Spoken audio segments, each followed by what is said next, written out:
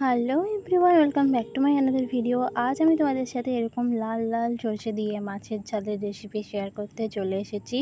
এটা অ্যাকচুয়ালি আমার মায়ের হাতের স্পেশাল রেসিপি। তো অনেকেই সরষে দিয়ে যে রেসিপিটা করে ওটা অনেকটাই আলাদা হয়। তো আজ আমি যেটা শেয়ার করবো সেটা একবার ফলো করে দেখো বন্ধুরা, খুবই টেস্টি হবে। তো প্রথমেই জলের মধ্যে সাদা সরষে ভিজিয়ে রেখে দেবে, আর কয়েক চার পোয়া মতো রসুন আর সাদা জিরে কাঁচা লঙ্কা একসাথে বেটে নিতে হবে ওটাকে। তারপরে মাছগুলোকে লাল লাল করে ভেজে নিতে হবে। দেন তেলের মধ্যে পেঁয়াজ দিয়ে দিতে হবে, আর আর কী বলবো, পেঁয়াজ সব দিয়ে দেবে, আর কাঁচা লঙ্কা, টমেটো কুচি থাকলে দিয়ে দেবে। তো আর এখানে আমার মা টমেটো কুচি সেদিন আমাদের বাড়িতে ছিল না, যেদিন রেসিপিটা হচ্ছিলো। এটা অ্যাকচুয়ালি আমার মায়ের হাতের রেসিপি। আর পাঁচফোড়ন দিয়ে তেলে পেঁয়াজটাকে আর লঙ্কাটাকে ভালো করে ভেজে নিতে হবে। তো পেঁয়াজের কালারটা যতক্ষণ একটু লালচে হয়ে আসছে ততক্ষণ হাই ফ্লেমেই ভাজতে হবে। তারপরে একদম বেশি হাই ফ্লেম দিয়ে দেবো না, নাহলে পেঁয়াজ কিন্তু পুড়ে ছাই হয়ে যাবে। তো যাই হোক, তারপরে এটাকে ভালো করে ভেজে নিতে হবে। তো তারপরে একে একে সব দিতে পারো মশলা, গুঁড়ো মশলা। তো মা এখানে হলুদ দিয়ে দিল, আর তোমরাও এখানে হলুদ দিয়ে দেবে, আর পরিমাণ মতো তোমরা যে যতটা নুন খেতে চাও পরিমাণ মতো নুন দিয়ে দেবে।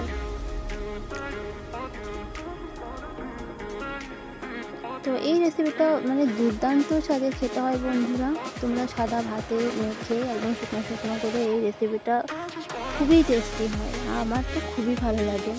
অনেকেই করে একদম সাদা ঝোলের মতো, সর্ষে দিয়ে মাছ করে, ওটা একদম বাজে লাগে খেতে। তো আমার কিন্তু এরকমই একটু গ্রেভি গ্রেভি হবে, একটু কালার আসবে লাল লাল, এরকম টাইপের ঝাল, মাছের ঝাল খেতেই ভালো লাগে। তো প্রথমে এগুলোকে ভালো করে হলুদ দিয়ে এই পাঁচফোড়ন দিয়ে তেলের মধ্যে পেঁয়াজটাকে ভালো করে ভেজে নিয়েছে মা। তো তারপরে দেখো টমেটো সস দিয়ে দিচ্ছে। টমেটো সস দিয়ে দিতে পারো তোমরা, টমেটো না থাকলে নাও দিতে পারো, স্কিপ করতে পারো। বাট টমেটো সসটা দিলে কি হবে বলো তো বন্ধুরা, টমেটো সস দিলে একটা যে কাঁচা সরষের একটা গন্ধ থাকে, সেই গন্ধটা কিন্তু থাকে না। আমার মা যেটা বলে আর কি, আমি শিখেছি। তো তোমরাও দিতে পারো। তো তারপর এটা একটু কষিয়ে নিতে হবে। তারপরে যে পেস্টটা আমরা বানিয়েছিলাম সরষে আর সাদা জিরে কাঁচা লঙ্কা আর রসুনের পোয়া দিয়ে, সেইটারই পেস্ট করে এখানে মা দিয়ে দিল।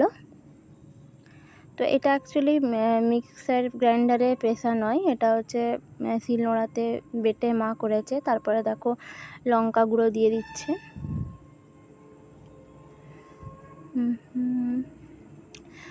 আর এরপর দিচ্ছে জিরের গুঁড়ো,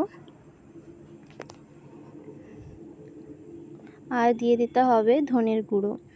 তো এগুলোকে ভালো করে মিক্স করে নিতে হবে, আর এটা তারপরে একটু হালকা আছে কষিয়ে নিতে হবে। বেশি কষালে কিন্তু সরষেটা কিন্তু তেতো হয়ে যাওয়ার চান্স থাকে, তো বেশি একদমই কষাবে না। বেশি কষলে কিন্তু একদমই বাজে লাগবে টেস্টটা আর কি। তো যে সরষে বাটার থেকে যে জলটা ছিল, সেই জলটা দেখবে একটু একটু করে মরে যাচ্ছে। তখনই তোমরা এটাকে ভালো করে আরেকবার নাড়িয়ে তারপরে এটাতে জল অ্যাড করবে, তোমরা যতটা গ্রেভি খেতে চাও। দেখো এখানে পুরো মশলাটা কষানো হয়ে গেছে, খুবই দেখতে খুবই সুন্দর লাগছে। আর যখন গন্ধটা উঠছিল না কষানোর, দারুণ দারুণ সেন্ট বলতে পারো। তো আরেকবার ভালো করে আমার মা নাড়িয়ে নিচ্ছে, দেখো তলে লেগে যাতে না যায়। তারপরে অল্প পরিমাণ জল দিয়ে দিচ্ছে। তো তোমরা যতটা পরিমাণে গ্রেভি রাখতে চাও ততটাই জল দেবে। তারপরে মাছগুলো দিয়ে দিতে হবে। এটা একটু অল্পখানি ফুটলে মিডিয়াম ফ্লেমে তোমরা এটাকে অল্প ফুটিয়ে নেবে।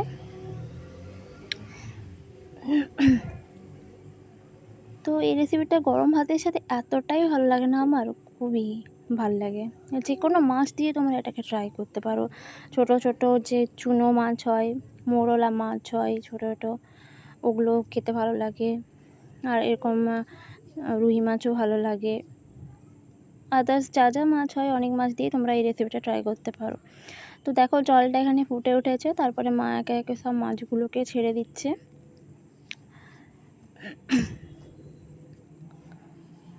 দেখো আর দিয়ে তারপরে কড়াতে গরম করে রাখা তেলটা ওটাতে দিয়ে দিচ্ছে। এটা দিলে নাকি খুব টেস্টি হয় খেতে মা বলে। তো জলটা পুরো দেখো মরে গেছে, বেশিক্ষণ ফোটাবে না, নাহলে তেতো হয়ে যাবে। তারপরে এরকম সার্ভ করে নেবে। তো এই রেসিপিটা খুবই ভালো বন্ধুরা। আমার ভিডিও যদি আরও তোমরা পেতে চাও তো আমার চ্যানেলটাকে অবশ্যই সাবস্ক্রাইব করে দিও। আমাকে একটু বেশি করে সাপোর্ট করো। বাই।